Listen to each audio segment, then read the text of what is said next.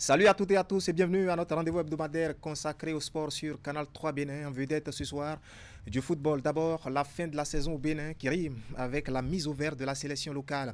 Les guépards locaux sont en chantier dans l'optique des prochaines joutes internationales.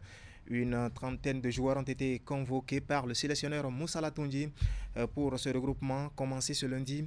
À Ouida, nous en parlerons dans un instant. Le football, c'est aussi la 17e édition du championnat d'Europe des nations qui se déroule depuis le 14 juin dernier en Allemagne. Nous sommes déjà au stade des huitièmes de finale et le tableau des quarts de finale constitué à presque 75% dans cette édition. Nous vous donnerons l'identité des premiers qualifiés pour les quarts de finale. Et de l'autre côté de l'océan Atlantique, il est question de la Copa América dans sa 48e édition, vous comprenez. C'est la plus vieille des compétitions de football au monde, regroupant les nations. Et aux côtés du football ce soir, nous ouvrirons une fenêtre sur l'athlétisme avec une troisième étoile continentale pour le Bénin en heptathlon. L'auteur de cet exploit, non Odile Ahwabanou et l'athlète béninoise sera en ligne dans cette émission depuis la France. Ce sera dans notre rubrique Grand Angle et bien d'autres disciplines telles que le volleyball, la natation, la boxe, mais aussi et surtout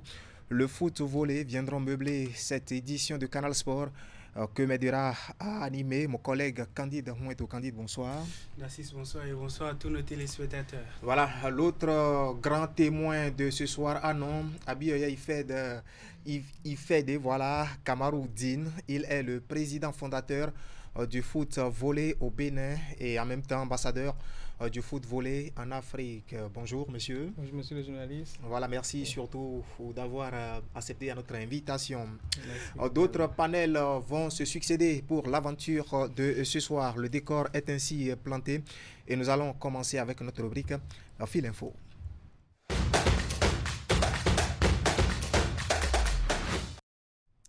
Fil Info, c'est notre rubrique consacrée au factuel de ce qui a fait l'actualité cette semaine. Et pour commencer, l'Euro 2024 qui se déroule depuis le 14 juin dernier en Allemagne. Nous sommes au stade des huitièmes de finale et tout comme le pays hôte, la Suisse, l'Espagne et l'Angleterre, la France aussi rejoint le palier des quarts de finale. Candide Houeto. Évidemment, Narcisse, la France a rejoint il y a quelques heures les 4 premiers pays qualifiés pour cette étape de la compétition. Ceci grâce à sa victoire de cet après-midi face à la Belgique. Mac Meillan et ses coéquipiers se sont imposés au Diable Rouge par un score étriqué d'1-0. Les Belges sortent de la compétition. Les Bleus, eux, poursuivent l'aventure européenne. La deuxième affiche de cette journée oppose en ce moment même le Portugal battu pour sa dernière sortie de phase de groupe à la Slovénie. Le score à la mi-temps est de 0 but partout. Il faut dire qu'à cette étape des huitièmes de finale de l'Euro, que cette étape des huitièmes de finale de l'Euro 2024 s'est ouverte ce week-end. Comme vous l'avez dit, la Suisse est en quart de finale après avoir fait sortir le champion d'Europe en titre, la Squadra Azzurri, avec sa victoire 2-0. Elle rejoint ainsi l'étape suivante de la compétition. Par le même score, le pays hôte, la nationale Mannschaft, s'est imposé au Danemark pour se hisser en quart de finale. L'Angleterre est aussi au tour suivant. Les Freelances ont battu par 2-1 leurs homologues de la Slovaquie après un match renversant à la dernière minute. Les Anglais étaient menés jusqu'à la première minute du temps additionnel. Il aura fallu un Harry Kane et un Jude Bellingham, des grands moments pour sauver l'honneur de l'Angleterre d'une élimination précoce de la compétition. La Roja a étrié la Géorgie par un score de 4-1 pour se hisser en quart de finale. Tout à fait, donc le tableau des quarts de finale sera presque à 75% tout à l'heure, bien sûr, à l'issue de ce match Portugal-Slovénie. Direction les États-Unis d'Amérique pour parler de la 48e édition de la Copa América. Nous sommes à la troisième journée ici des matchs de groupe et dans le groupe A justement, l'Argentine fait carton plein. Évidemment, l'Albi Céleste pour sa dernière sortie de phase de poule s'est imposé au Pérou par un score de 2-0. Lionel Scaloni et ses hommes enregistrent ainsi une troisième victoire de rang.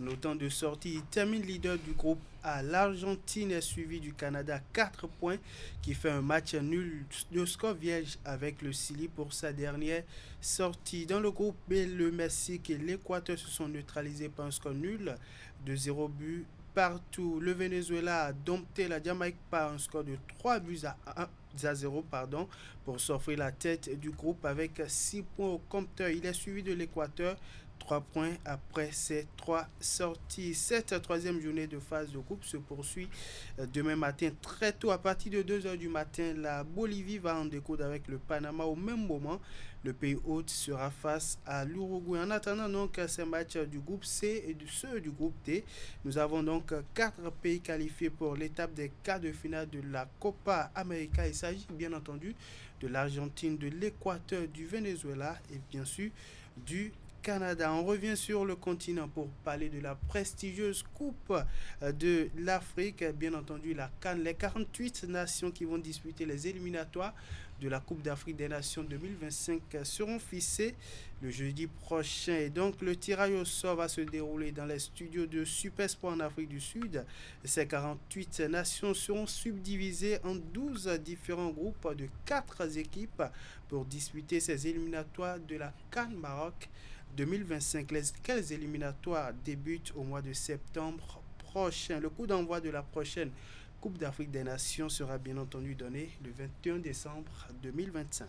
Tout à fait. Le Bénin du foot connaîtra donc son adversaire pour la CAN 2025 le 4 juillet prochain. Football toujours, mais retour au pays où la sélection nationale locale a entamé ce lundi un stage de perfectionnement d'une semaine. Évidemment, comme annoncé, Moussa Latouni et ses hommes sont entrés en regroupement cet après-midi, sinon ce lundi 1er juillet, pour un stage de 7 jours. Une façon d'entamer l'intégration progressive des locaux dans la sélection senior, mais l'on pourrait aussi parler d'une préparation anticipée sur les prochaines échéances, notamment le championnat d'Afrique des Nations. Au total, un total de 30 joueurs locaux convoqués par le sélectionneur local Moussa Latouni, 3 gardiens, 11 défenseurs, 6 milieux de terrain et puis 10 joueurs attaquants convoqués par le sélectionneur. Ils se sont entraînés cet après-midi sur les installations du stade Omnisport de Ouidah. Ce stage d'une semaine ainsi démarré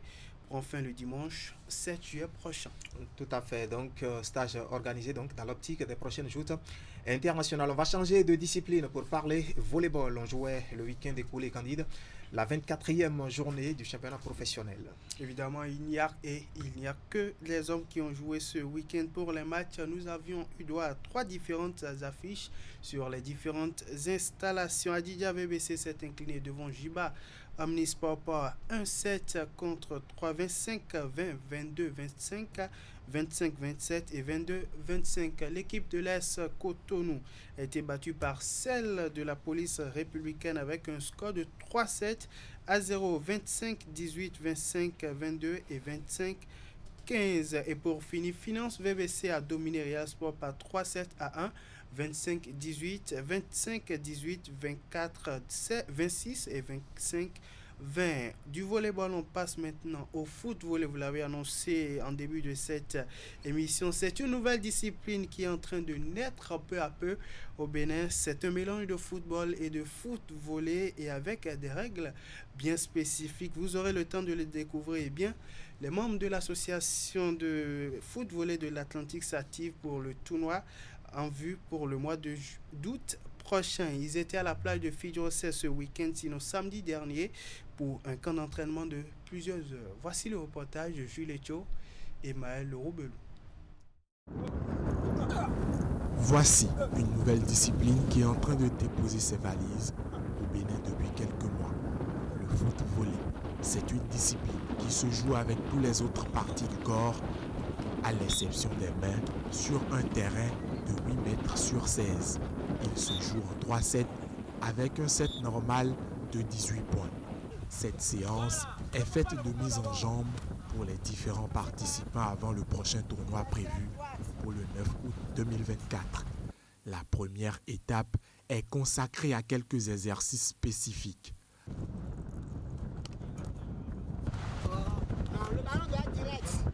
Nous les avions développés dans la progression.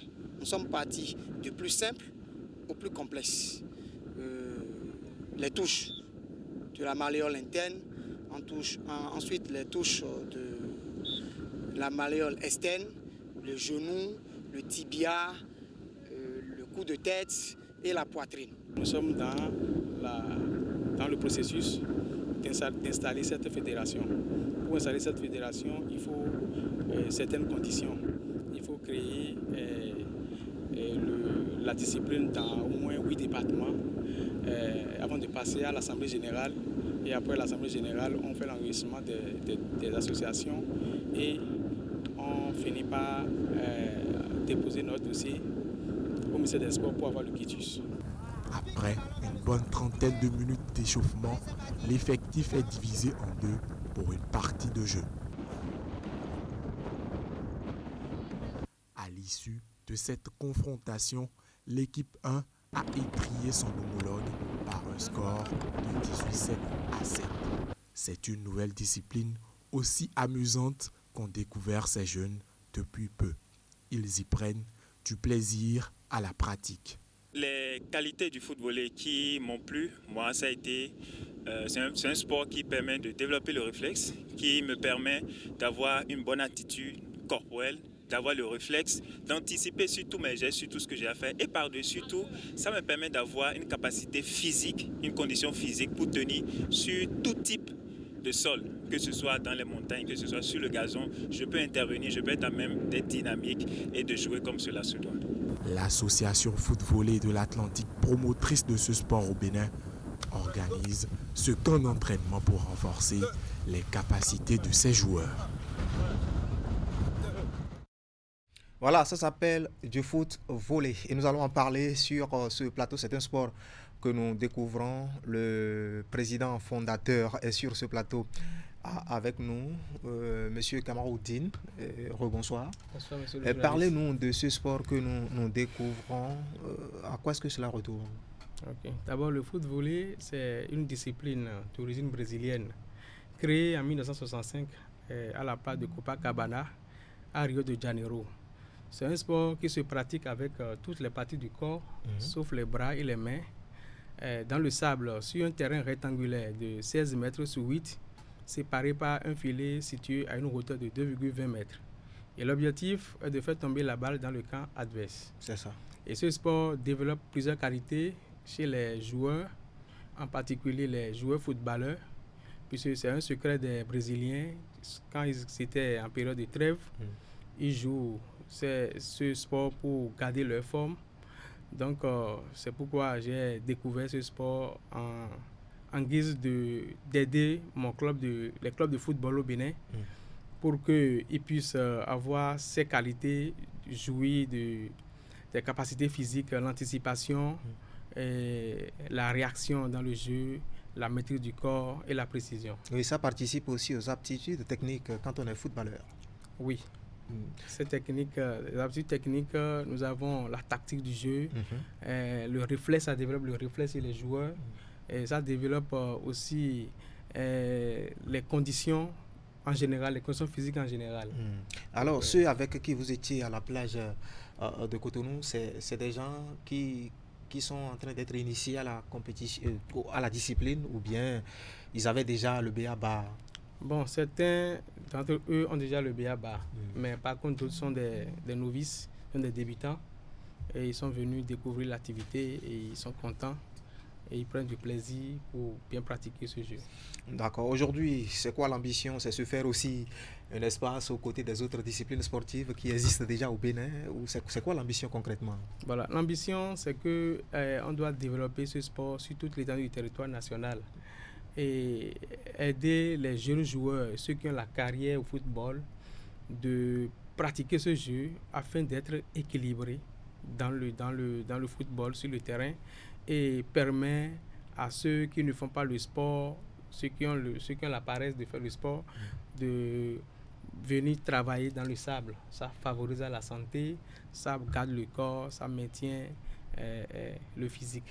Ça se pratique seulement sur la côte ou bien à l'intérieur du pays, au niveau du continent, on peut le faire aussi? Oui, on peut le faire aussi, mais si on veut pratiquer sur la terre ferme, il faut qu'on travaille les techniques seulement. C'est ça. Les techniques. Mais pour aller dans le sable, il y a des gestes spectaculaires qu'on appelle par exemple attaque de requin. C'est un geste acrobatique. Et le retombé, on revient sur le flanc Et ça si c'est sur la terre ferme, ça peut fait mal à l'athlète. Voilà, ça fait mal à l'athlète.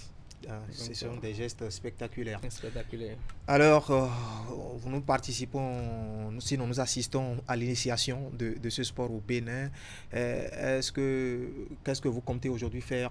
Rester seulement à Cotonou ou bien l'étendre au niveau des autres départements, certainement, et ratisser large? Oui, nous sommes à pied d'œuvre et nous avons actuellement 8 associations. Mais je suis le président de l'association foot-volley de l'Atlantique. Et il y a aussi les autres départements tels que le littoral et le Mono-Koufo, Lomé Plateau, Zoukoline et Atakora Donga. Donc ces présidents sont aussi à pied d'œuvre pour vulgariser le sport dans le département afin de toucher les couches qui veulent pratiquer ce sport pour garder leur forme, pour avoir la carrière dans cette discipline. Voilà, vous pensez certainement à des bases juridiques aussi à jeter avec la création d'une fédération, certainement. Oui, nous sommes à pied d'œuvre et d'ici là, nous allons installer cette fédération puisque nous sommes en train de réunir les conditions pour aller à l'Assemblée générale et après, nous allons demander au ministère des Sports de nous donner le quitus afin d'installer cette fédération. Tout à fait. Merci, M. Dean Kamarou, pour ces explications. Nous aurons tout le temps de parler de cette nouvelle discipline que nous découvrons bien sûr ce soir. Du noblard à présent avec le jeune boxeur béninois Adam Salanon Candide qui était samedi dernier sur les rings au Ghana pour défendre les couleurs nationales. Mais à l'arrivée, la moisson n'a pas été bonne. Évidemment, ça n'a pas du tout été bon pour notre jeune bosseur béninois Adam Salanon, qui était parti non seulement pour la conquête de la ceinture WBA Afrique poids mouche ce week-end, mais aussi améliorer son ranking mondial s'il parvenait à tenir tête à son adversaire qui n'était que le Ghanéen Eric Colley. Mais à l'arrivée, c'est une défaite enregistrée pour le jeune bosseur béninois sur le ring du Bukom Boxing Arena au Ghana après plusieurs minutes de combat entre les deux bosseurs. C'est le Ghanéen qui a été déclaré vainqueur de l'explication. Le Béninois passe ainsi à côté de l'opportunité de combattre directement pour le titre du Commonwealth qui sera bientôt, ou plutôt qui serait bientôt en Europe. Et là, ça a été attribué aux Ghanéens. Non, tout à fait, ce n'est pas grave, c'est un jeune athlète qui a tout l'avenir devant lui et pour s'exprimer, vu bien sûr son potentiel. C'est ce que nous allons retenir ce soir de l'actualité cette semaine, bien sûr, l'actualité sportive qui est faite cette semaine. Place à présent à l'autre attraction de la soirée, c'est l'athlétisme qui nous l'offre dans notre rubrique Grand Angle.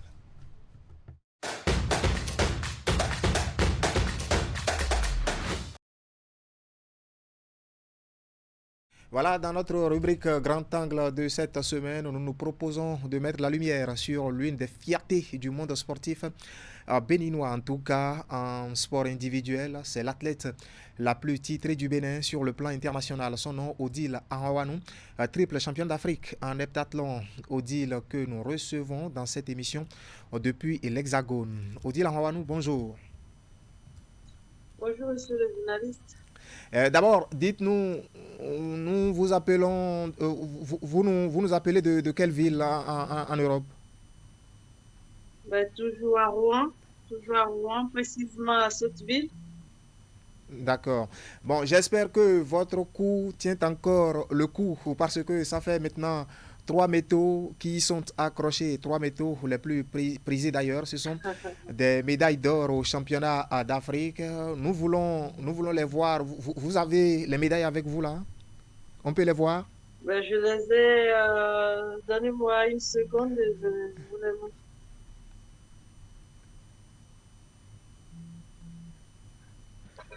Dommage, elle n'a pas les médailles avec elle, mais elle va nous les montrer. Je vous rappelle, ces 3 médailles gagnées au championnat du monde d'athlétisme en 2018, 2020 et cette année 2024. La plus récente, c'était à Douala, pardon. C'était au Cameroun, à Douala, gagné bien sûr de haute lutte dans l'épreuve nommée les heptathlons. Ça regroupe plusieurs disciplines. Je peux parler par exemple du 110 mètres haies, je peux parler du saut en hauteur, je peux parler du lancer au poids, tout ça là. Voilà, j'espère que Odile est revenu. Odile, vous êtes là? Voilà, vous avez finalement les métaux que vous allez montrer à nos téléspectateurs. Voilà, c'est la toute dernière. C'est la toute dernière gagnée à Douala. Au championnat d'Afrique au Cameroun. Voilà. Je le disais, ça fait 3 médailles quand même gagnées au championnat au championnat d'Afrique en 2018, 2022 et cette année 2024, l'épreuve, l'heptathlon. Dites-nous, pour les profanes comme nous, l'heptathlon regroupe combien de disciplines? Ben, écoutez, c'est cette épreuve, cette différentes épreuves, le 100 mètres air, soit en hauteur, lancer de poids de 100 mètres, et le lendemain, la longueur de javelot de plus de 800 mètres pour. Donc, c'est les totaux qui donnent la performance de chaque athlète. Voilà. Et des 3 médailles, nous allons nous attarder sur la plus récente, obtenue à l'issue, bien sûr, des 23e championnats d'Afrique qui se sont déroulés au Cameroun, à Douala, pour être plus précis. Racontez-nous un peu comment cette épreuve s'est déroulée à Douala. Déjà, je vous remercie pour votre invitation. Je salue toute la population béninoise. Et, écoutez, la compétition à Douala, c'est pas si... je sais pas comment vous expliquer, mais c'est pas si facile que ça, puisque l'organisation elle-même n'est pas si simple. Et en dehors de ça, moi j'ai quitté la blessure aussi. Du coup, j'ai fait quasiment 2 mois sans mettre les pointes. Mais quand je dis pas sans mettre les pointes, je fais quand même des séances de PJ aérobie. Je fais beaucoup de renforcement, mais j'avais pas le droit de courir, de faire la vitesse. Donc, j'ai eu le hockey des médecins la dernière semaine avant de voyager. Donc, j'avais hâte de courir, bien sûr. Tout à fait. Donc, j'ai anticipé un peu, j'ai mis les points, j'ai fait quelques séances de résistance, les haies, quasiment pas. Donc, une fois au Cameroun, c'est l'expérience qui a joué. C'est ça. J'ai beaucoup basé sur l'expérience vu que les conditions ne sont pas trop réunies non plus. Mais je suis très contente aussi parce que chaque discipline, je l'ai abordée comme d'habitude. Et, au final, il y a eu des belles performances chaque fois. Donc, je suis contente que tout s'est bien passé sans douleur déjà. Voilà, et je rappelle, vous avez cumulé au total 5777 points à l'issue de ces épreuves du 110 mètres haies, j'en parlais tantôt, du saut en hauteur, du lancer de poids et du 200 mètres. 3 médailles d'or gagnées donc à l'échelle continentale avec la manière, il faut le dire. Alors certains font déjà une comparaison avec les performances de monstres sacrés tels Usain Bolt de la Jamaïque. Quels sont les secrets de cette longévité au sommet? Ben, écoutez, c'est le travail. Hein. Il n'y a pas d'autre secret, c'est le travail. Et le travail bien fait et aussi la rigueur avec laquelle on travaille. Moi, ça fait des années que je m'entraîne 2 fois dans la journée, le matin et le soir, 2 heures, voire 3 heures de séance chaque fois. Donc, ouais, c'est la rigueur. Et puis, les soins aussi, il faut être en mesure de faire les soins de récupération et être bien entouré aussi. Tout à fait. Donc, voilà, ça, ce qui fait que chaque fois, on peut encore perfer malgré tout. Il y a aussi l'hygiène de vie, l'alimentation, tout ça là. Du coup, vous restez aujourd'hui une chance de médaille. Vous restez aujourd'hui une chance de médaille pour le Bénin dans les compétitions internationales. Seulement, le pays attend toujours sa première médaille olympique et vous faites partie justement des athlètes béninois qui seront de l'expédition de Paris pour les Olympiades cette année. Est-ce que cette année peut être la bonne pour le Bénin, le Bénin du sport? Ben, écoutez, chaque année, il faut rêver grand. Vous savez, quand un athlète va à une compétition, son objectif, c'est d'être sur le podium. Donc, oui, cette année, on va encore rêver d'être sur le podium et donner le meilleur, surtout pour ceux qui sont qualifiés, parce que moi, pour l'instant, je ne suis pas encore qualifiée. Donc, si j'y vais, c'est sûr que je donnerai le meilleur de moi. De vous-même, d'accord. Et c'est vrai, vous n'êtes pas encore qualifié, mais ça, ce serait un miracle que vous n'y soyez pas. Où en êtes-vous justement par rapport aux préparatifs? Ben, écoutez, moi, j'ai pas tardé, juste après mon retour. J'ai repris les entraînements à fond. Donc là, j'attends pas forcément qu'on me dise que tu es qualifié ou pas avant de continuer. Donc je continue. Parce que on a plus beaucoup de temps devant nous, hein. Donc il faut pas laisser, les heures sont comptées, donc il faut pas laisser une journée sans rien faire. Tout à fait. Alors, je ne vais pas abuser de votre temps, je vais vous laisser partir, mais un mot quand même pour conclure cet entretien. Encore une fois, merci. Merci pour votre invitation. Et je remercie tous ceux qui me soutiennent de loin ou de près, tous ceux qui m'encouragent. J'ai lu tellement de messages après chaque compétition, après chaque médaille, et ça fait plaisir, ça fait du bien. Je nous demande de continuer à nous soutenir, à nous encourager et, et que nous, on donnera le meilleur de nous pour vous faire plaisir. À chaque fois que Je serai nous sollicité. portons le maillot vert, Ah, tout à fait. Merci Odile Anhouanou pour votre disponibilité. Merci surtout d'avoir accepté décrocher notre appel ce soir. On vous souhaite bon vent, surtout pour les JO. merci beaucoup et très bientôt. Et je salue aussi tous vos collègues qui sont à côté, hein. Je ne les vois pas tous, mais je sais que Ils vous êtes entendent et ils bien vous regardent. entourés. Et je vous salue tous. Voilà. Au Voilà, revoir.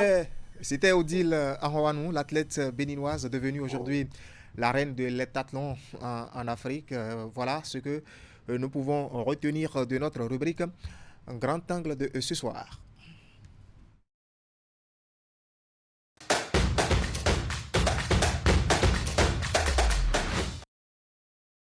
D'un sport individuel à un autre, nous allons enchaîner avec la natation et c'est dans notre rubrique exclusivité.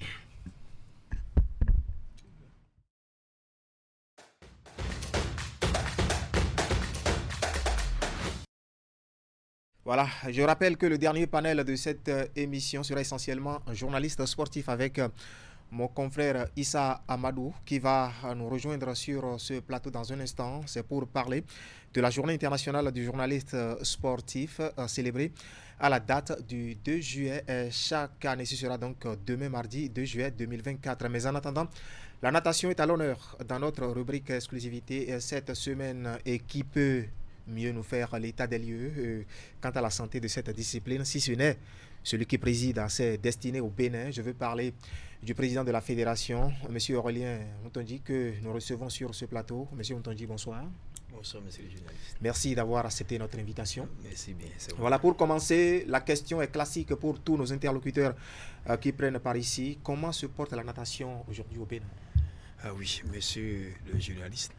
La natation se porte très bien au Bénin aujourd'hui. Oui. J'avoue que c'est une discipline qui fait son chemin. Il y a 2 ans, nous avons pris les rênes de cette discipline. Notre bâton depuis le rênes, c'est d'abord la détection des talents. Nous avons commencé par travailler dans ce sens-là.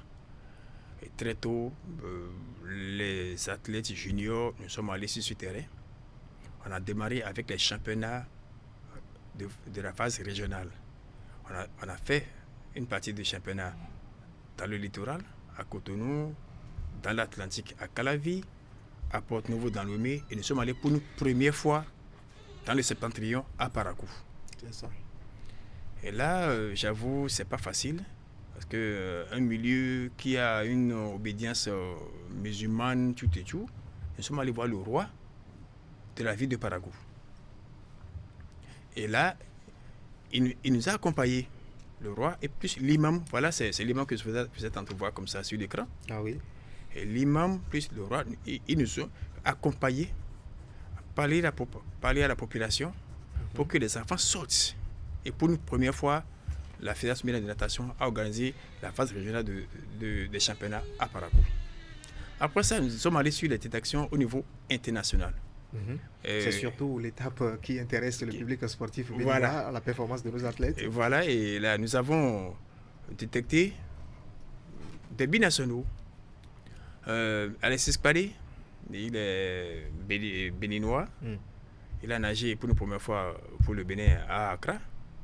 Et à cette compétition, lui seul, il a décroché 3 médailles d'or et une médaille d'argent. C'est ça. Il y a la jeune Iona Duet, 15 ans, qui a décroché à cette compétition 4 médailles d'or.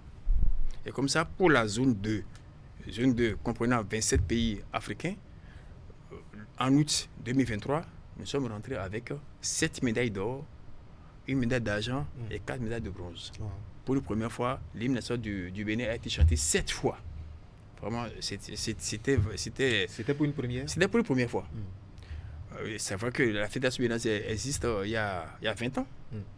C'est en 2017 que le Bénin a gagné pour une première fois à Lagos une médaille d'or. Après 2017, c'est maintenant que le Bénin a pris 7 médailles d'or, une médaille d'argent et 4 médailles de bronze. C'était en août 2023. Mais en décembre 2023, en île Maurice, nous avons gagné pour une première fois la médaille de bronze au niveau africain. Ça, c'est bien. Et depuis décembre 2023, nous sommes tout le temps à toutes les compétitions en finale. Une certaine régularité. Voilà. Et puis, c'est bien aujourd'hui, à toutes les compétitions africaines, lorsqu'on laisse les pays qui font de la natation un sport professionnel, je vais parler de l'Égypte, des Sud-Africains, c'est le Bénin qui arrive. Ça veut dire qu'un travail se fait. Nous allons continuer comme ça. Et ce qui sous-tend tout ça, c'est quoi? C'est la mise en place d'une bonne gouvernance et une harmonie qui a fini par s'installer dans le milieu de la natation. Aujourd'hui, il y a une certaine... Il n'y a plus de guéguerre, pas de guéguerre notée ces dernières années. Ça, c'est du passé. C'est du passé. Et comme ça, ça va. Et ça va très bien.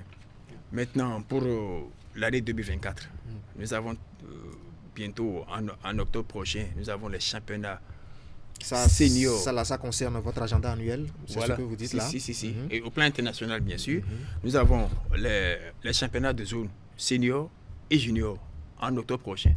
Et nous y préparons correctement parce que si l'année passée, en 2023, nous sommes rentrés avec 11 médailles, nous devons rentrer en 2024 plus que ça. Et pour ces championnats, est-ce que les athlètes binationaux sont qualifiés, sont autorisés à participer? Si.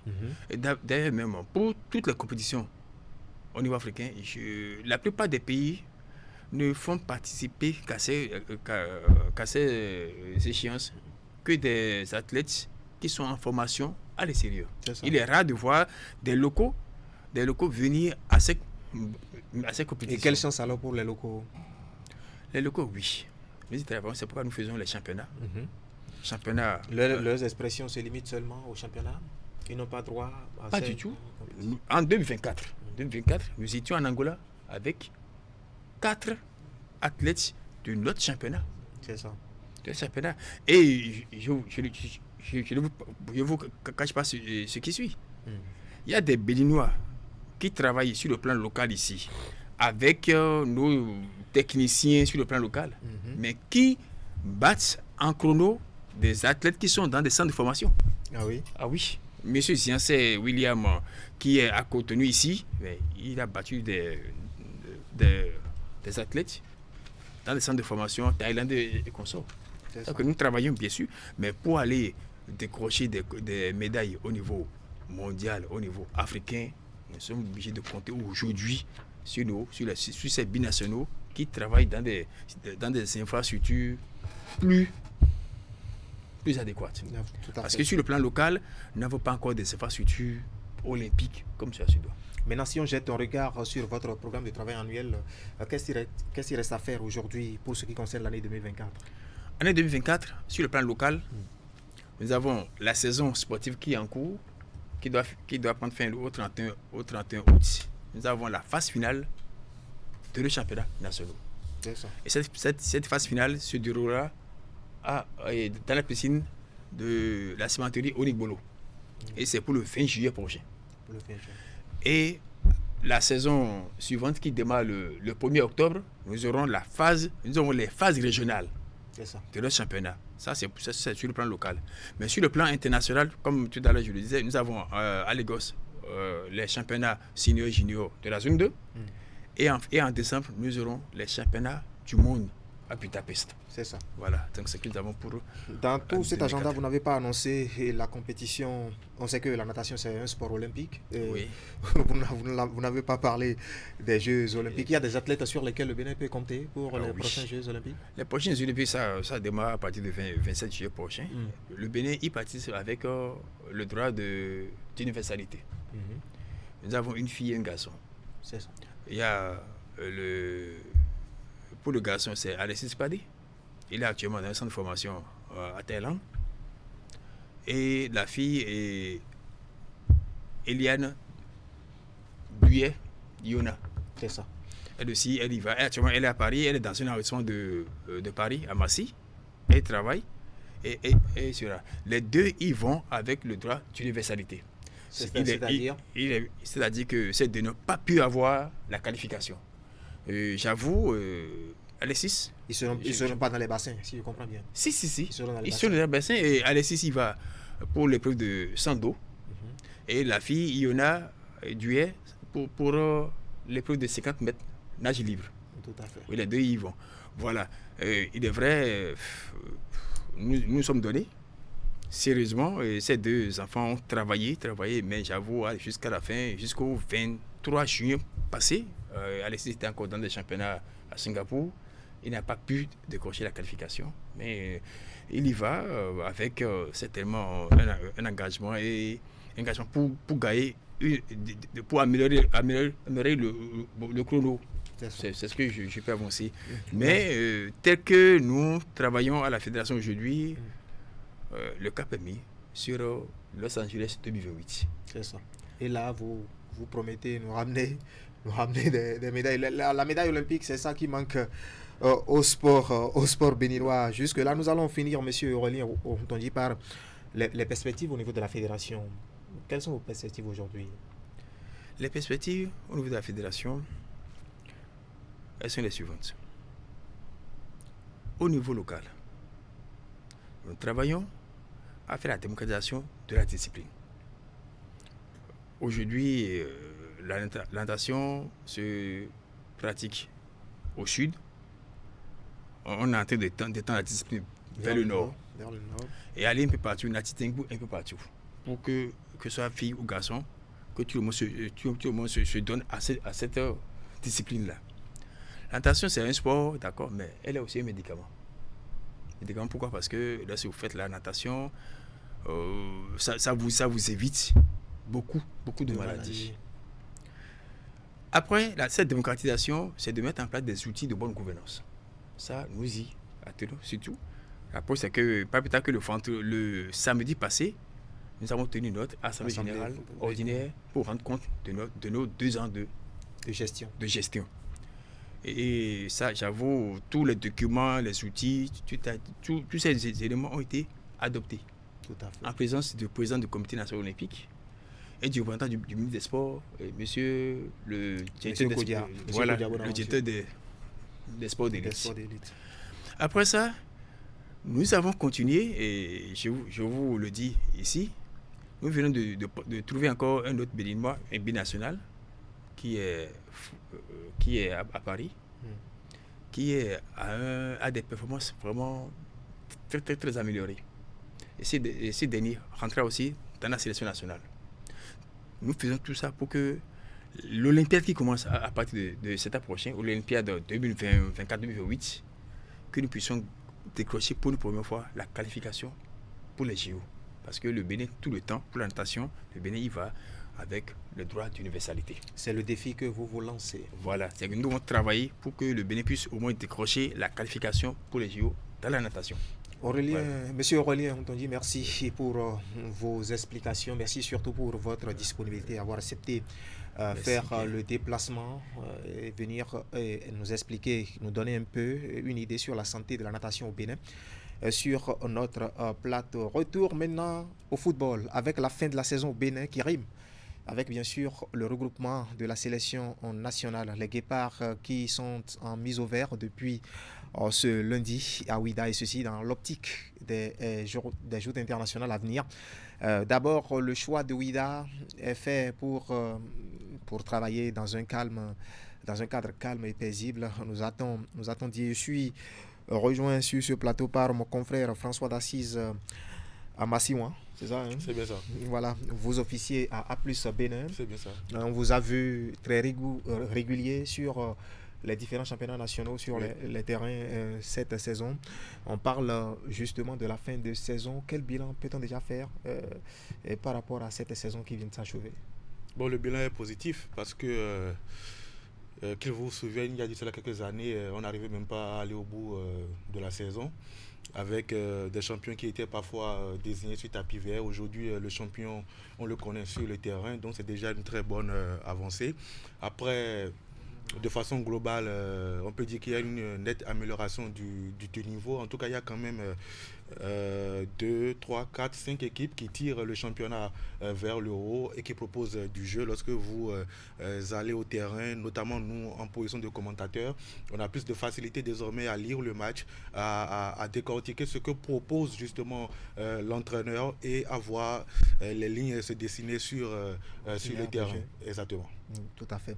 Et aujourd'hui, on voit un club qui règne sur le toit au Bénin, Coton Football Club, qui a enchaîné, qui a rempilé à l'issue de cette saison. Est-ce que raisonnablement, ce club mérite encore cette année la couronne nationale? Bien sûr, on peut dire que Coton n'est peut-être pas un beau champion, mais Coton mérite son titre parce que à la fin, quand on fait le compte, c'est le club qui a emmagasiné beaucoup plus de points. Alors c'est vrai que derrière, il y a le Dauphin d'Adjé qui a fait quand même montre d'une constante durant toute la saison, mais ça n'a pas suffi. Je peux dire que Coton a su exploiter son expérience. Ça fait partie de la qualité des grandes équipes. On peut traverser une tempête, on peut faire dos rond, subir l'orage et ne pas craquer. Et puis après, grâce à ces individualités, grâce aux talents qui sont dans l'effectif, faire la différence. Lorsque vous regardez ce match qui donne le titre à Coton, bien évidemment, ils n'ont pas été forcément meilleurs dans le jeu face à Dadje, mais la seule véritable occasion qu'ils ont eue, ils ont réussi à le mettre au fond. Donc c'est aussi ça, avoir des joueurs talentueux qui savent gérer émotionnellement ce genre de rencontres. Dadje n'a pas démérité, mais Coton, sur l'ensemble de la saison, mérite amplement son titre et surtout ce sprint final là de 8 sur 8 pour montrer réellement qui est le patron, parce que 8 journées avant, Coton était dans le dur, mais il a fallu faire 8 finales, un 8 sur 8 pour aller décrocher ce titre-là. La marque des grandes équipes, comme vous le disiez, tantôt en face de vous, il nous a rejoint aussi Issa Amadou, journaliste, reporter sportif aussi, qui, il faut le dire, a été un témoin très régulier sur les stades du pays au cours de cette saison. Parlait Issa, d'abord bonsoir. Oui, bonsoir Narcisse Alossé, bonsoir également à tous les confrères. Voilà, merci surtout d'avoir accepté notre invitation. On parlait du champion du Bénin cette saison, le Coton Football Club qui rempile. Quel regard de reporter sportif sur ce champion? Je pense tout simplement que Coton est à sa place. Coton a été tout simplement l'un des meilleurs champions du Bénin on a connu cette année cette équipe-là, bien qui, comme le disait tout à l'heure François, cette équipe-là qui était donc en difficulté en première partie de cette saison. En deuxième partie, on a vu toute la métamorphose qui a été apportée dans le jeu déjà de cette équipe-là et dans la manière surtout de gagner ces différents matchs. C'est une équipe que j'ai vu jouer à plusieurs reprises.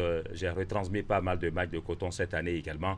Je pense tout simplement que c'est un champion qui mérite son titre. Voilà, un titre qui n'est pas usurpé. On parlait justement de la fin de saison qui rime avec le regroupement de la sélection A. Les responsables ont choisi Ouida pour commencer cette mise au vert. On nous a parlé d'un cadre calme et paisible. Ça vous inspire quelque chose? En matière effectivement de tranquillité, je pense que c'est bien choisi parce que là, on est quand même loin du bruit de Cotonou, de Porto-Novo. On est également loin, on va dire, de tout ce qui peut être nocif, on va dire, à la tranquillité des joueurs. On est loin également de toutes les visites intempestives. Vous n'êtes pas sans savoir que, oui, lorsque les joueurs sont campés, tout le monde veut aller leur rendre visite. Parfois, il y a des visites pas trop désirables. Et donc, c'est toujours bien d'aller faire ce genre de mise au vert un peu, voilà, dans un endroit beaucoup plus calme. Ça permet aux joueurs d'être beaucoup plus concentrés. Ça permet également à l'encadrement technique de travailler en toute sérénité. Et je pense que cela peut augurer, pourquoi pas, d'une bonne préparation. Voilà, on en vient maintenant à la nomenclature du groupe appelé par le sélectionneur Moussa Latondi. Je suppose que vous avez parcouru cette liste, chers confrères. Quelle analyse vous en faites? Bon, il y a 2 ou 3 récriminations à faire à la liste de Moussa Latondi, mais après, dans l'ensemble, les joueurs qui sont là méritent leur place, à part peut-être quelques compartiments dans le jeu où on peut se demander, on peut s'interroger sur l'absence de certains joueurs. Après, depuis la publication de cette liste, vous aurez constaté sur les réseaux sociaux, il y a eu un tollé, je dirais presque légitime, pour décrier l'absence d'un garçon comme Romeo Dacosta de d'Aspac, pas meilleur buteur du championnat, parce que le meilleur buteur du championnat c'est Moussa Corso, le meilleur buteur béninois du championnat. Voilà. Encore que je ne suis pas trop d'accord avec ça, pour moi un championnat, il y a un meilleur buteur tout court, qui est Moussa Corso, et donc Romeo Dacosta de Aspac, il est à 15 buts. Si on prend donc les attaquants, c'est le meilleur national. Exactement. Si on prend les attaquants béninois, c'est le numéro 1 actuellement, et donc on n'arrive pas à s'expliquer son absence. Et le contexte aussi s'y prête un tout petit peu, parce que jusque-là, on n'a pas encore le son de cloche de Moussa Latondi. Moi, personnellement, j'ai essayé de joindre le sélectionneur hier.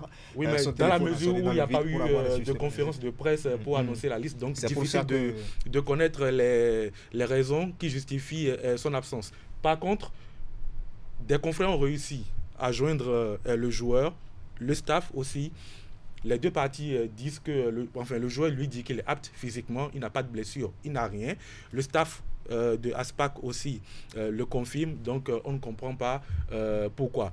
Alors après, dans la liste, il y a 4 attaquants qui proviennent d'un même club. Alors la question qu'on se pose, c'est quoi? Généralement, quel club? De la Sobemap. Alors, généralement, c'est que vous avez 2 attaquants titulaires et vous avez 2 autres qui sont dans la rotation. Donc, lorsque le sélectionneur national prend 4 attaquants qui viennent d'un même club, on se demande si les remplaçants de cette équipe sont meilleurs que les titulaires qui sont ailleurs. Si les titulaires des autres clubs ne sont pas des Béninois? Non, je vous prends à défaut. Si vous prenez un garçon comme Pouissa qui commente le championnat, si vous prenez un garçon comme Ali Foudel ou encore Abdoulaye Baparapé, est-ce qu'ils ne méritent pas leur place dans ce effectif? Quand vous prenez le milieu de terrain, il y a 6 ou 7 milieux de terrain qui ont été convoqués, mais lorsque vous regardez la nomenclature de ce milieu de terrain, il n'y a qu'un profil qui est vraiment offensif. Le reste, ce sont des milieux récupérateurs. Et donc, vous avez un garçon comme Eric Asogba de Mani Garcia qui n'est pas là. On peut vous citer plein de joueurs qui ne sont pas dans cette liste-là et qui auraient pu faire l'affaire, qui ont fait une très belle saison et on n'a pas compris. Après, on le sait tous, 11 ou bien 12 millions de Béninois, 12 millions de sélections possibles, mais on se dit quand même sélectionner possible. De sélectionner possible, mais on se dit quand même qu'il y a des choix qui, en temps normal, en toute objectivité, devraient être dans cette liste-là. Issa Amadou, ce choix du sélectionneur, de toutes les façons, nous, on va encore essayer de le joindre.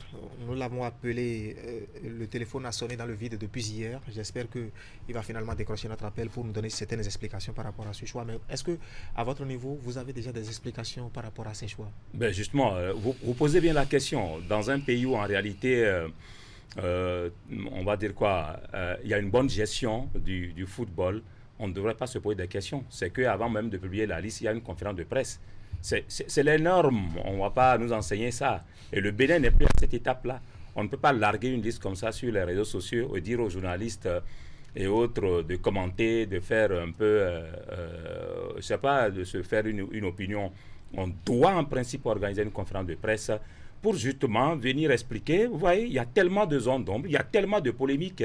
Je pense que cette liste n'aurait pas dû exister. Il faut l'arranger quelque part. Parce qu'il y a tellement de choses qui sont explicables. Vous êtes dur, non? Non, je ne suis pas dur. Mais écoutez, vous avez écouté François tout à l'heure. Vous avez noté le nombre de récriminations qu'il avait contre cette liste-là. Mais il y a trop de choses à dire sur cette liste. On ne peut pas en finir. Comment comprendre vous-même? C'est une hérésie totale. Comment comprendre que le meilleur buteur quand même d'un championnat ne puisse pas faire partie, ne serait-ce de l'équipe A', c'est-à-dire l'antichambre de l'équipe nationale senior. Vous avez vu ça dans un pays une fois? Mais ça renforce justement, vous savez, ce qu'on dit parfois, les dirigeants trouvent qu'on critique, non. Vous voyez, au fait, ça renforce un peu l'idée de ceux-là qui pensent que quand on n'a pas un parrain ou un parent à la fédération, on ne peut pas être dans l'équipe nationale. Donc pour laver justement tout ça là, mais il faut venir donner les explications et il faut faire les bons choix. On n'a pas eu de prendre tout le monde, mais ne serait-ce quand même le meilleur buteur d'un championnat qui n'est pas bon pour l'équipe nationale. Il est bon pourquoi alors? Et puis la liste aussi est déséquilibrée parce que lorsque vous regardez la liste, vous avez, je vous cite 1, 2, 3, 4, 5, 6, 7, 8, 9, 10, 11 défenseurs. Exactement. Dans cette liste, et vous n'avez que 1, 2, 3, 4, 5, vous n'avez que 6 milieux de terrain. Mais peut-être que le sélectionneur a un chantier, au niveau de la défense. Et vous avez également... Il a un chantier certainement au niveau de la défense. Lorsque l'entraîneur appelle 5 latéraux droits, on se pose des questions. C'est quelle technicité parce ça? Que depuis quand un encadreur technique peut... Nous on a suivi ce championnat. C'est pas possible. On ne peut même pas tenter d'expliquer que les 5 latéraux qui ont été convoqués sont polyvalents. Et donc, il les prend peut-être pour jouer à d'autres postes. Non, ce n'est pas le cas. Ce sont des gars qui ont évolué justement à ce poste de bout en bout jusqu'à la fin de la saison. Et donc, vous avez aussi une dizaine d'attaquants. Et vous avez même des attaquants de clubs qui n'ont pas fait bonne impression durant le championnat. Donc on se demande sur quels critères sportifs justement ces gens se retrouvent sur la liste. Voilà, et dire surtout que c'est une sélection qui depuis 2 ou 3 championnats d'Afrique des Nations déjà peine à passer le premier tour des éliminatoires. On s'interroge vraiment par rapport au choix du sélectionneur. Nous allons en jeter, sinon je veux parler de Issa Amadou. Issa, je ne vous laisserai pas partir sans évoquer bien sûr la journée dédiée aux journalistes sportifs. C'est demain mardi 2 juillet 2024. Je rappelle que vous êtes le président de l'Union des professionnels de la presse sportive du Bénin PSB pour ne pas la nommer. L'association que vous présidez compte participer justement aussi à cette journée. En quoi consistera votre participation à la célébration de cette journée? Eh bien, je pense tout simplement que le premier acte d'abord de cette participation, c'est que nous tous, nous sommes conviés par l'AIPS, qui est aujourd'hui l'association fêtière, bien sûr, de la presse sportive. Et il faut dire que là, je m'adresse un peu aux reporters sportifs au nom également de l'UJSB, dont le secrétaire général est Fernando Ressou. Donc, on veut tout simplement tous que, autant que nous sommes en tant que reporters sportifs, que nous puissions tout simplement nous inscrire sur le lien de l'AIPS, parce qu'il y a un lien qui est rendu disponible un peu sur les réseaux sociaux. Si quelqu'un ne l'a pas à la sortie de ce studio, je peux envoyer ça au premier venu qui me contacte ou bien contacte Fernando Ressou. Il y a un lien qui permet tout simplement de s'inscrire. Lorsque vous vous inscrivez, c'est que vous participez à la célébration, bien sûr, de cette journée-là par l'AIPS.